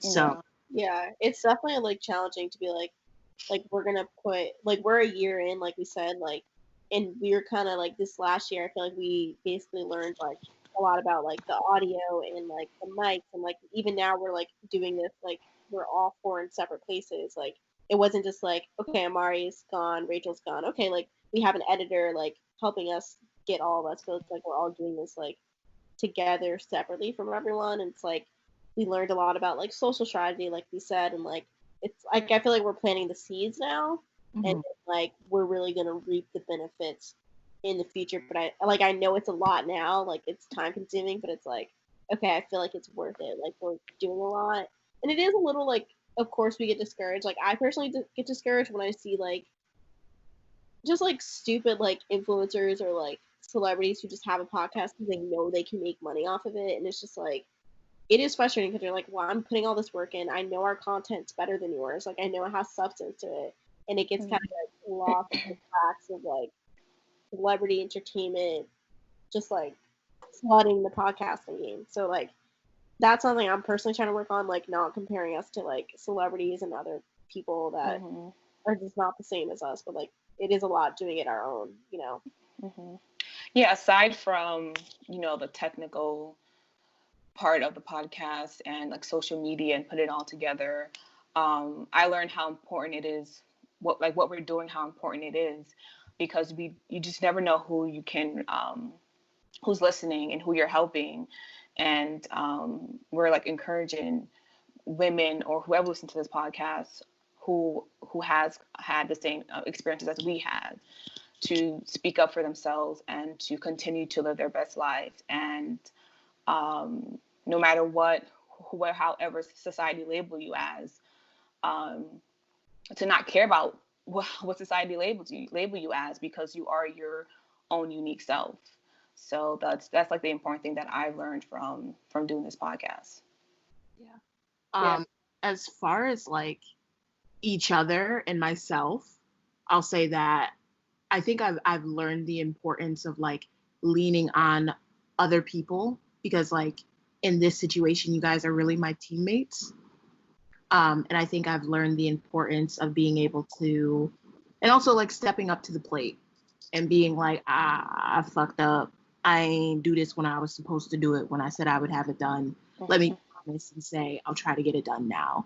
And just learning that like, we're all in this together, and that we all help motivate each other, push each other. And also we can say to each other, I'm not feeling it now. Let's try, meet another time or talk another time, Yeah. And for me, that's been like an important thing to bring to the rest of my relationships, just to be able to express, and know that you guys are people who I've had in my life for a while, and I think you guys really like me, so I should be able to express. We love you, Janae. That's a good one, because I feel like what you said, like it's like important to communicate, like, hey, I'm just not feeling it right now, and like I just don't have the energy to like contribute to what I said I was going to contribute. Like if that's like a social thing or a conversation, it's like, listen, I'm just like, and I think so many people are afraid to do that, but it's like, I'd rather know than you just like blow me off or something, you know what I'm saying? Like, it's like, you wouldn't say that to your boss. You wouldn't just be like, fuck it, I didn't even tell you I was coming to work today. Like, you would just be like, hey, I'm not, I need a personal day. Like, yeah, like that's it, and then for me, it's like on the opposite spectrum, it's like understanding that too. So it's like understanding people like don't always feel the way I feel or communicate the way I communicate. So I just have to accept that people communicate and feel things differently. Like the water signs, not a water sign, fire sign. Everything's intense and go, go, go, go. But I'm realizing like not everyone operates like that. People have hard days. People are entitled to having days, and people are entitled to be more emotional than I'm being emotional. There's nothing wrong with being emotional or not emotional. It's not wrong. It's just like accepting that other people are different from you. And I feel like that's another thing I realized with like dating too, which over the past year, it's like we get so mad, like, oh, he didn't do this, da da da da. But it's like, let's kind of break it down a little bit and see like how they operate and how they think about things. And also friendships too. Like it's, but yeah. Just like going, no, I don't even think I'm piggybacking. But I think I grew up playing sports, so I always like really liked the team aspect of everything, and I really struggled in like going into the workforce and not necessarily feeling that as intensely as before. And so I think the podcast, like Janae had said, like it's like a teamwork. I think I'm used to micromanaging things. And I really like that, like in the podcast, like everyone kind of has their own lane, and everyone's like responsible for that. And I've really leaned into that, because I think even in grad school, in some group projects, I'm be doing all this shit. And I really like when, people have they're focusing on something and it comes together perfectly. And I think I've also realized that like my individual success isn't necessarily as important to me as it used to be. Growing up, I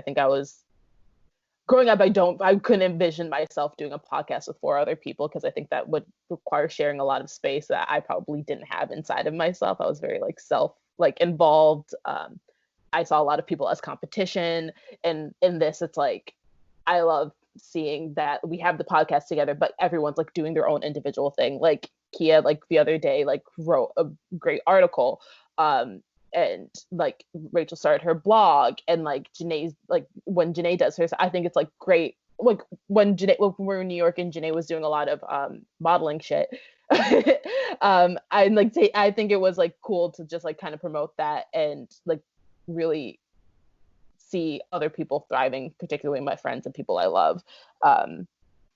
And so I think like I need to like continuously remind myself about that and how like that's what brings me joy, is like seeing other people thriving. That was a great response. Mm-hmm. Does anyone have anything else, or I'm gonna go to one of the last questions? Go last. So one of our last things we wanted to discuss was, where are we 1 year from making the podcast, and what are our goals for the next year for the podcast? I really just want to see growth. That's my biggest goal. Like I said before, I want to eat off this one day. So like as long as we keep supporting each other and our listeners keep on supporting us and our listenership grows, like that's really the goal that I have. So that's all. Yeah.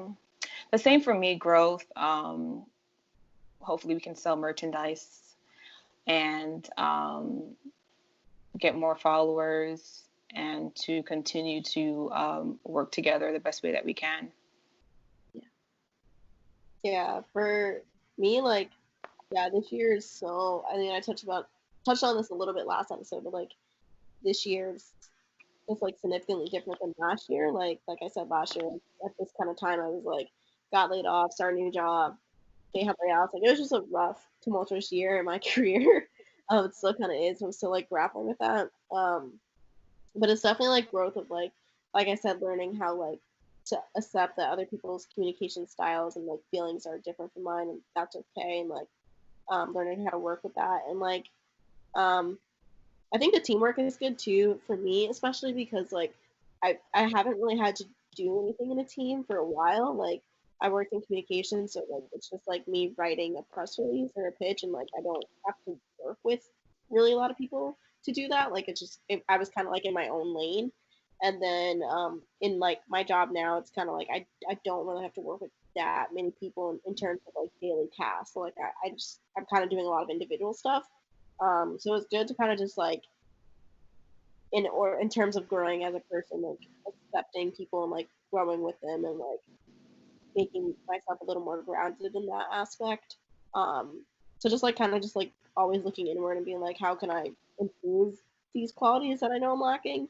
And then next year for the podcast, obviously, like I said, we're putting in a lot of work now. And like the goal is like to kind of get the social strategy down packed, like, and like the work we put in, like just generating a lot of like following and listening and like podcorn, and we're reaching out to advertisers and social swaps, that it like all like works in our favor, and like we just don't have to like put this much work into it. Not that we don't mind it, but like we reap the benefits from it.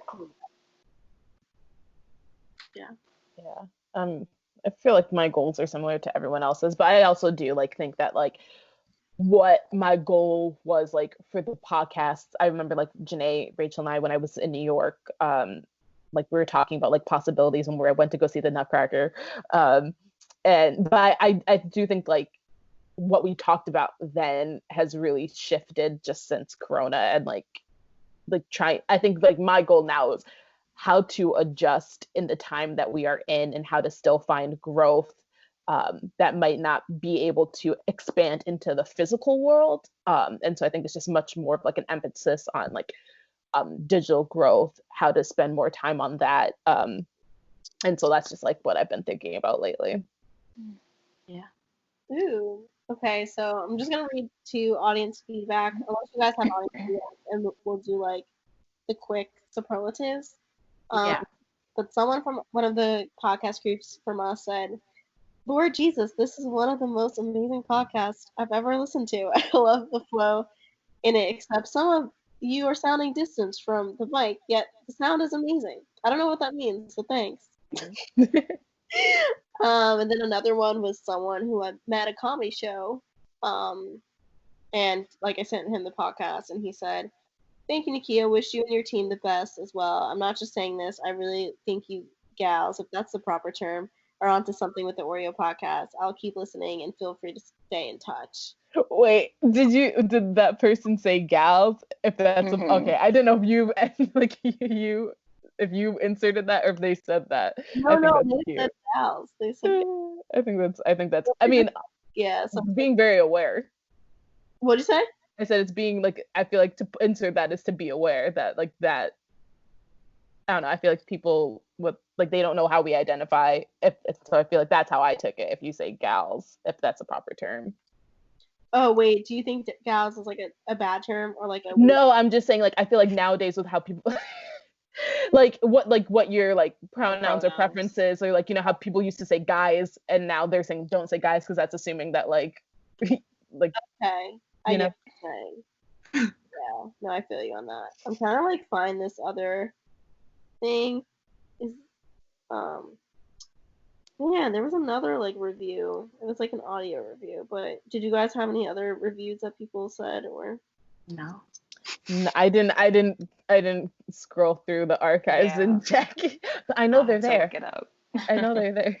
Well, basically, we hope they're good, guys. But that, sometimes I just like to screenshot it to be like, yay, people. It was there.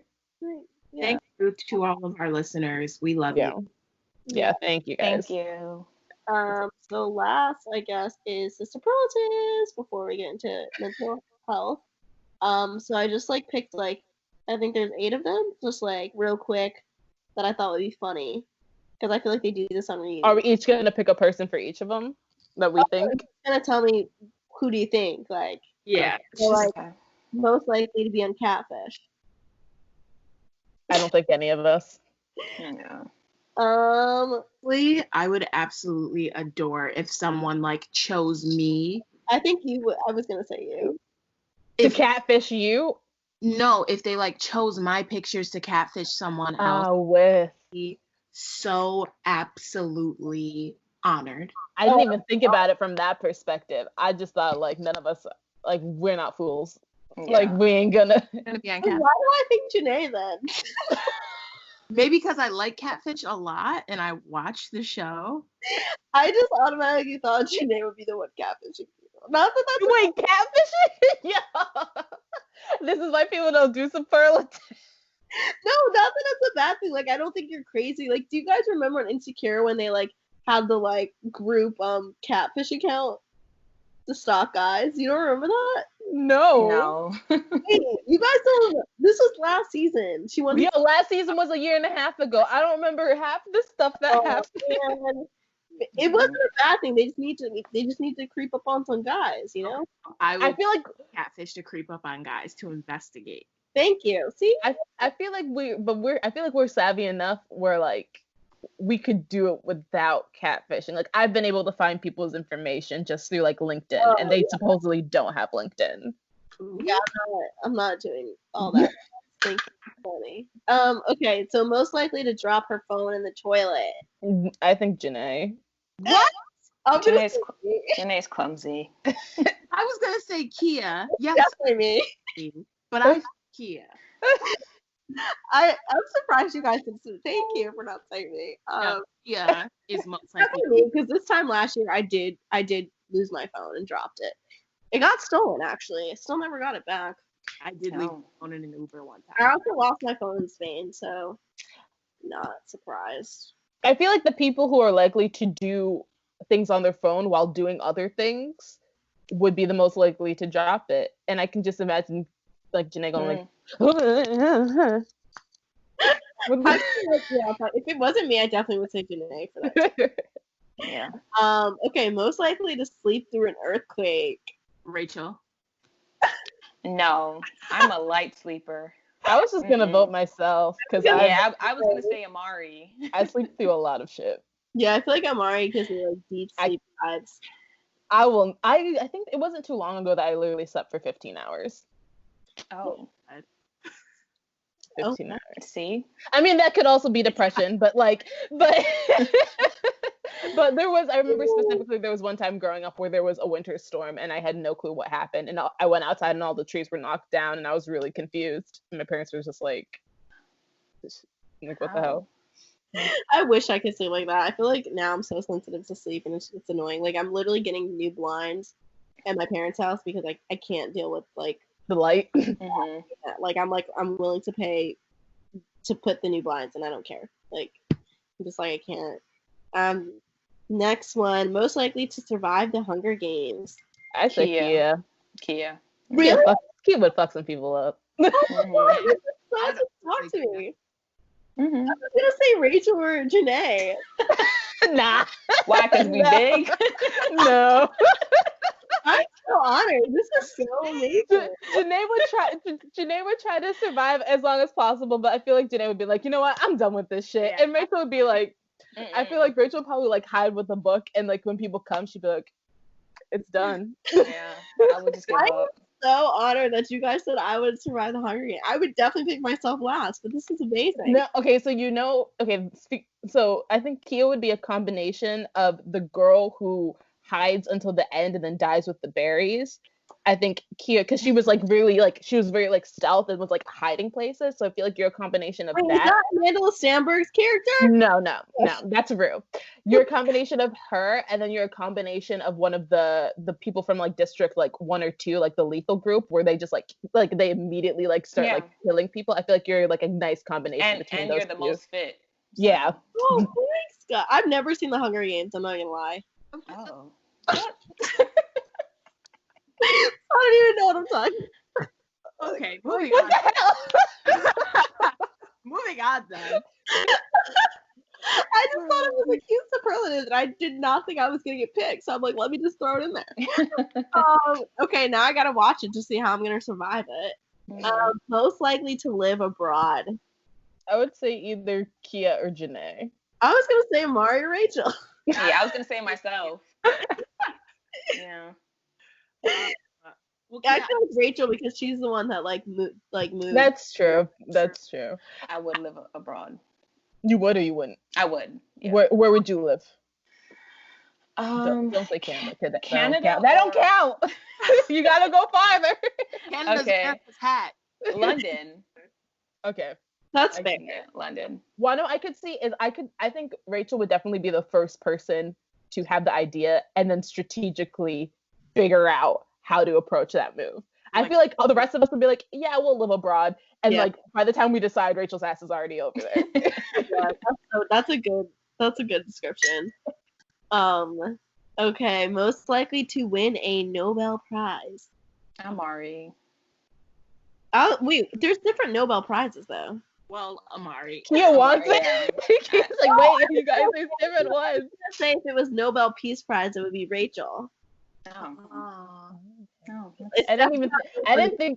didn't think of the different Nobel Prizes. It would be Amari for I feel like anything else, honestly. And then I feel like it would be Rachel for peace, and then Amari for writing something spectacular. Or even science. I know you don't even do science, Amari. Science and research. Science. I would actually pick Kiyah for research because I feel like I'm too lazy to do all that research stuff. It's crazy because when I was in high school, in middle school, I had a really hard time with research. I don't know why. It just never clicked. And now I feel like I research for fun. It's actually kind of creepy. My entire life is just research, whether it's for work or personal. I'm just constantly researching, and I'm I just remember in high school I had a really hard time. Every time they were research paper, I would cringe. I'd be like, oh, I hate research. Now it's my entire life. Most likely to trip down the aisle at her wedding. I thought this was funny because I'm just imagining it. I would honestly might pick myself just because I've hurt myself in the past by being myself. I tore my ACL with no one around me. I just dropped and my God. Twisted my ankle by trying to walk over my foot. So I'm sorry. Okay. I was gonna pick you. Were you gonna pick me? Or no, Janae? I was gonna pick Janae. I'm gonna pick myself. I'm very I could just imagine Janae being having a Janae reaction. With the noise attached. It's just a typical Janae, you just imagine her face. Yeah, I just immediately thought of Janae. And then last but not least, most likely to key an ex's car. Amari. Oh, really? Rachel! I want to know why you said me. When Amari's mad, she's mad. So, Amari. Fine. That fire sign, bro. Yeah. I feel like... What were you going to say, Janae? I was gonna say Janae first and then Amari. I was going to say Kiyah first, then me. I was going to say Kiyah first, then Janae. Ooh. I feel like I would think about it, but as I go to do it, I'm like, but the cops, but jail, but my record, and I'd go away. What if I got caught? Yeah. I can't afford that. Oh yeah, I definitely be thinking about that. But then freak yourself out. I think Kiyah would be like this nigga. You think I would also be like this nigga up, light him up. I think Rachel could get there. I would think about it before I even get to the car and be like, no, because of like jail and I can't afford this and all of this stuff. I also think it's like I've seen Kiyah, I've seen Janae and Rachel go through forms of breakups, and I think I've seen them react very graciously in them, more graciously than I probably would have. So that's why I wouldn't necessarily choose them. I've never seen Kiyah go through a breakup, so I can only rely on my imagination. I will say that people have said to my face, like, I'm afraid of you in this moment, like when they're breaking out with me. Okay, like I'm like, listen, okay, I have a tendency, but not with like physical, obviously, because I'm 5'3" and I can't really like beat any guy up. But like with words, I'm like, yeah, I will make you cringe. Like you will like be cringing in your skin. Like my dad used to be like, talk about my ex-boyfriend, how he was like scared of me. It's funny because he's like 6'3", and I'm like 5'3", and I'm just like, listen, I have a way with words. I do. I won't key your car though, unless you do something like. She'll key your soul though. I will make you like suffer like mentally. That's my goal. I might light someone's stuff on fire. If like I'm married and some heinous stuff happens. Yeah. We just gonna have to go to court, boo. You're gonna Lisa Lopez left eye. Yeah. Throw them sneakers in the tub and light that shit on fire. I feel like Rachel's would be like more devious because she's so. Yeah. She's like excited, or you're like, oh, she's not gonna light my shit on fire, and then it happens, and you're like, oh. But you can't even be mad. Like I feel like if Rachel lit your shit on fire, you should feel guilty that you caused her to get to that point. Thank you. Thank you. I made my own little superlatives for you three. First is Nakia, most likely to be the HBIC, bitch in charge. Yeah. And I say this just because, like, Kiyah, I would definitely say is, like, the motor in So-Called Oreos. Oh, that's so sweet. He's just so driven and organized, and it'll be, like, dead ass 12 at night, and Kiyah's like, I'm doing this, I'm doing that, I'm doing this. I'm like, this yeah, I'm crazy.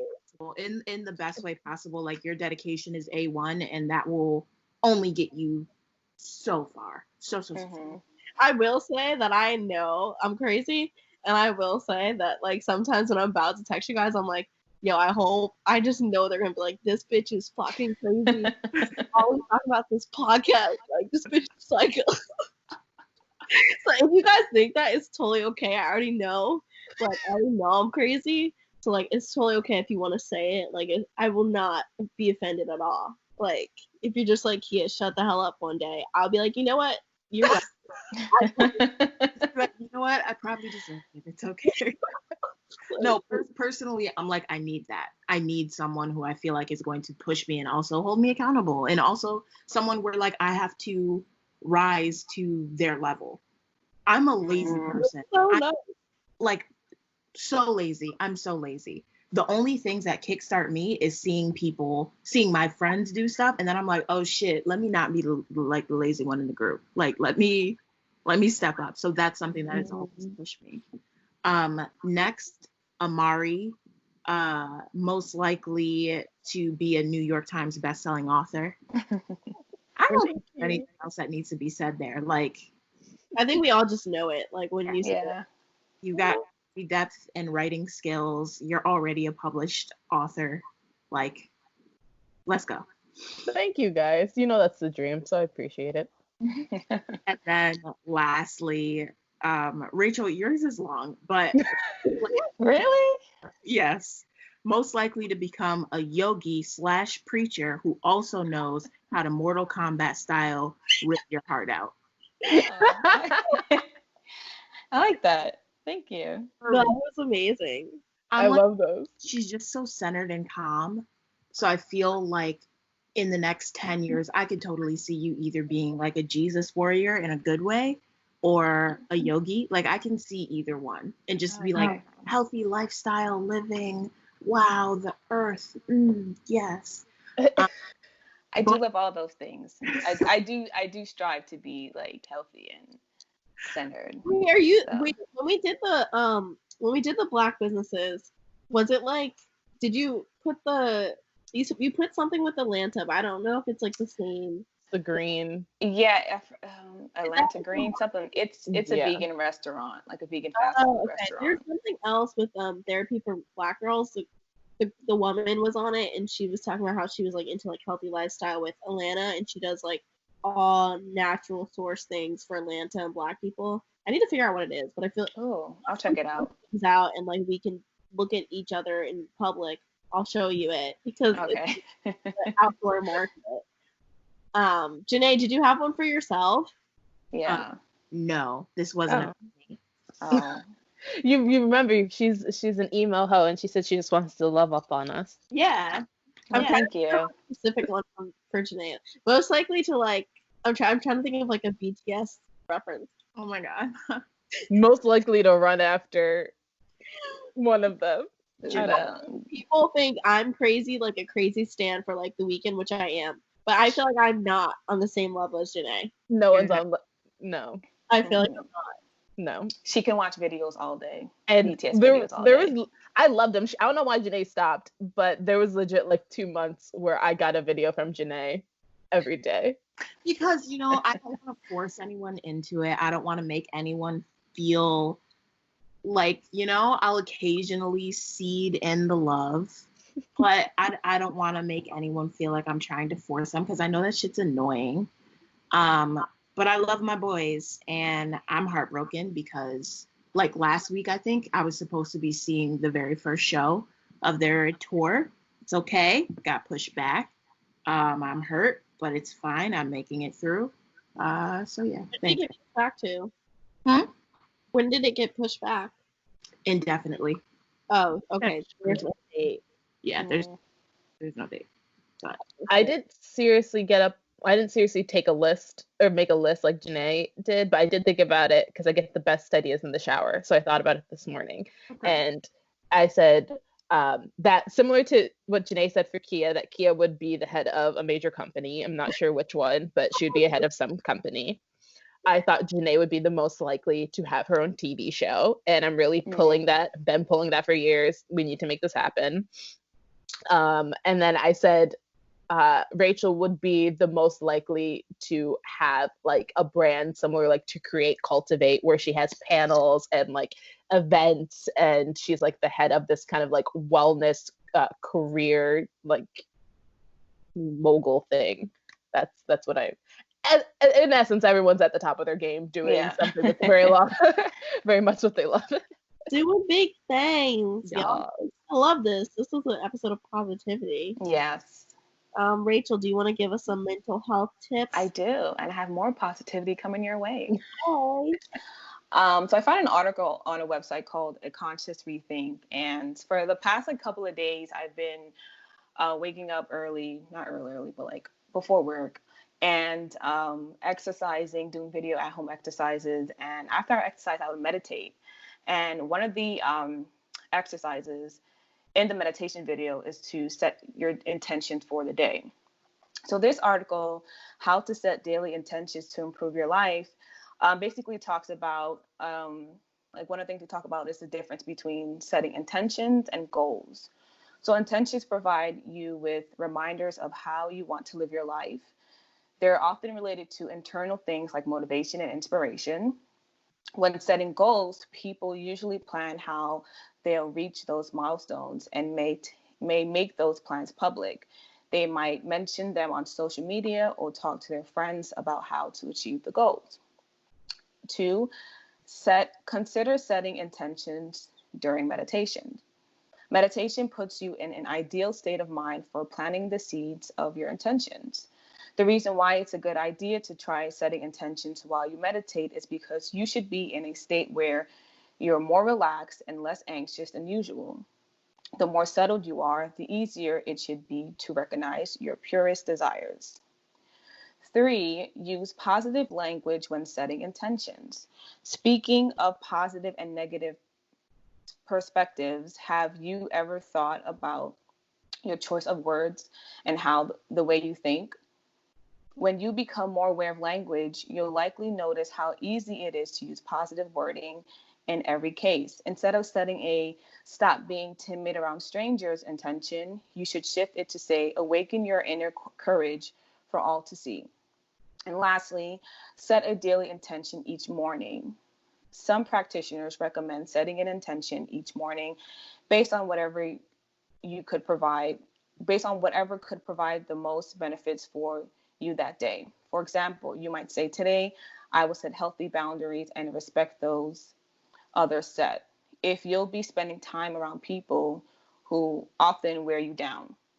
So like for me, whenever I meditate and I do this exercise, I think about like small things that are realistic things that I can do for that day. I would say, okay, so this morning, while I meditate, I would say, okay, I want to finish that chapter of the book that I'm currently reading, or I want to clean up and like fix my apartment a little bit, and I want to eat healthier today. So these are things that I know that I can achieve for that day.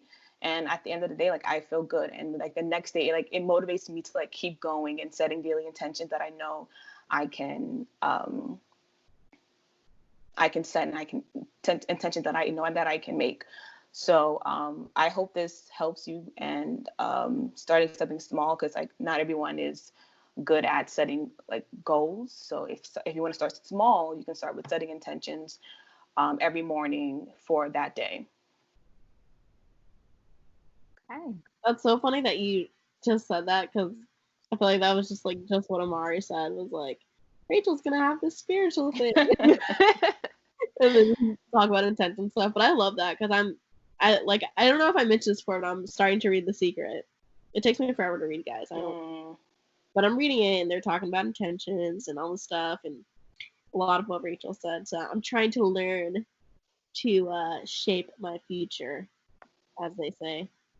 Yeah, I thought it was going to be hard, because you have to like hold yourself accountable for like what you want to do for that day. But I found myself like physically like doing these things, but not overthinking it. I would just like get up and like read and like clean, and instead of like eating a bag of chips, I would like grab a fruit in the refrigerator. So I think that doing it in meditation definitely helps, because you're not overthinking it. Your body's relaxed, your mind is relaxed, and you're setting your intentions for the day. So yeah, I love that. My segment is next. The shits. Olivia wrote in. She said, "Hi all. Before I dive into my letter, I just want to thank you all so much for being yourselves. This podcast is one of my favorites, and as a 24-year-old Black girl who grew up in the suburbs of Long Island, I fully relate to all the Oreo things. I'm hoping that you 4 wise ladies can help me solve a little COVID situation I'm in. I'm currently living in Brooklyn, New York, in a 2-bedroom apartment with a roommate. We are both blessed enough to be able to work from home, and we've struck a good balance of staying out of each other's way and giving one another space. We weren't the closest of friends before we decided to live together, but I've grown to really respect her, and I generally like her as a roomie. Help me figure out what to do about her boyfriend, though. They are typically together 24/7, which I don't mind much because they tend to chill at his apartment. The big issue is that he's been out of town for the past 2 months, staying with family while the apocalypse hit. And going to be coming back to Brooklyn next week because he's re-signing his lease. I know my roomie is going to want to spend time with him, and I'm worried that she'll start going back and forth between his and our place. This would be fine if her boyfriend lived alone, but he doesn't.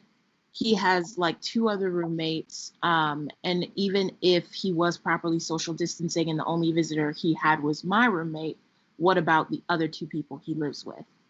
I'm struggling because I get it. We're all in need of emotional support right now. And if I wasn't perpetually single, I would be right up under my man. But I'm chubby, so I'm not trying to get corona and die because my roommate couldn't go without seeing her boyfriend for a few months. Help. Oof. Damn. I personally think the roommate is being selfish, and I think I think a lot of people are in this situation because I think a lot of people want to just like live their lives and be with their significant other, which is cool, but y'all either got to do that together, separately, away from each other. Y'all can't be infecting, like, just from what she said, so the roommate has another person and he's been around his family, he might be infecting like 10 people right there. Yeah. That's easily 10 people from whoever your family is, plus your roommate, plus whoever your roommate got. Like, so it's just like, I think that's selfish, and I think it's fair to be like, hey, I don't feel comfortable with you coming back and forth seeing your boyfriend. Like, you don't know what her and her boyfriend, where they're going.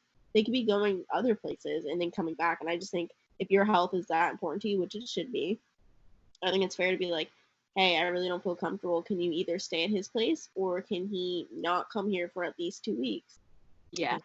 I think even if you don't mind the boyfriend, but like kind of what Kiyah said, it's either like, I think they have to either pick your apartment or they have to pick his apartment, but they can't be separately going back and forth. I think it's definitely one of those things where, yes, like, while people may judge you because like you're not in a relationship, so they're like, oh, you don't get it, but like at the same time, everyone's health is most important. So I know you want to be together, but you have to choose to choose to socially distance at our apartment or do that at his apartment, and like be aware that that means you have to stay there.